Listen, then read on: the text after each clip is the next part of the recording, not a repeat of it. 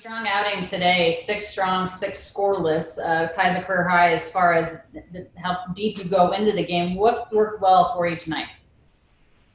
I feel like I was filling up the strike zone. I had that one hit by pitch, but for the most part, throwing a lot of strikes. Defense was playing really well behind me, and yeah, I was able to turn it up a little bit later in the game with the fastball, and felt like I was locating that really well late in the game. Yeah, you had mentioned turning it up 98 at one point. I mean, has that always been in there? Did you know that was there, and how good does it feel to be able to execute that type of velocity? Uh, it's nice to see it. Haven't actually been up to 98 in a few years, or a couple of years, I guess. But it's nice. It's always nice to see the number, and then to do what I was doing with it was really nice as well. Where's that coming from? Mechanically, is it just allowing you to do that, or is it just strength now? Where's it coming from? Yeah, mechanically for sure. Just ironing out some of the kinks in my delivery and all that stuff. But strength-wise, I feel like I'm as strong as I've ever been. Mechanically, I feel as good as I've ever been. So just kind of going out there and throwing with good intent and a little extra edge definitely plays into that. You joined Rich Hill as the only Dodger starter to start a season with 3 scoreless innings. How important is it for you to be able to, keep guys not only off the bases, but keep them from scoring, obviously, to give your offense a chance? Yeah, it's always nice to keep our offense in the game. I mean, they're so good. They're going to score runs, whether it's, from inning number 1, inning number, 5, or late in the game. They're always going to give you a chance to win the game. And finally, for me, Tony, it seems like you're pitching with a little bit more of an edge, a little bit more emotion. Are you noticing that, and where's that coming from? I think I'm just feeling a lot more comfortable up here, trying to go out there and take advantage of every opportunity that I get, and just trying to control what I can control out there. And a part of that is just my attitude behind all my pitches and the compete that I have out there. Nice job tonight. Thanks for your time. Thank you. Next question is from Jorge Castillo. Go ahead.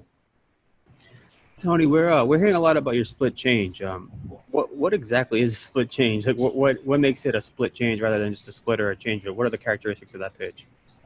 I think it's dependent mostly on grip. I think it you can think about it like kind of looks like a split or grip, but also like mentally I'm throwing a changeup. So I don't know that's kind of why I think it's called the split change, but I think I can go either way with it. Like I can just call it a straight splitter or I can call it a changeup, but in my mind, I'm throwing a changeup. How long have you had that pitch? Really went into development in 2017 in spring.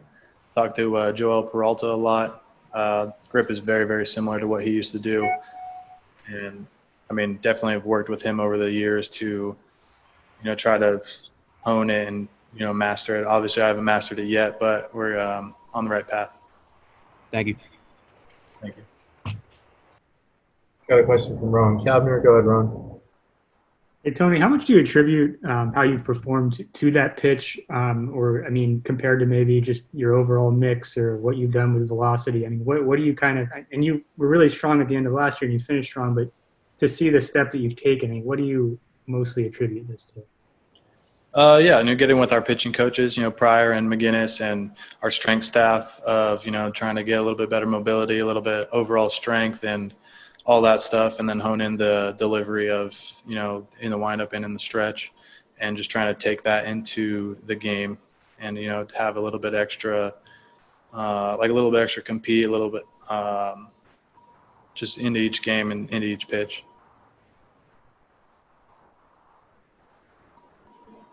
Next question from Claudia Gestro. Go ahead. Hey, Tony, what was the toughest part of pitching 6 scoreless against Seattle? Anything, difficult? You're just a natural, just like that. The hardest thing about today was the weather. It was, extremely hot. I felt like, this is the hottest game that I've thrown in a while, so that's the biggest thing for me. But Seattle's got a good lineup. I think top to bottom, they have some guys that can do damage. They don't strike out very often. They put the ball in play, and I think our defense played really well behind me. Thank you.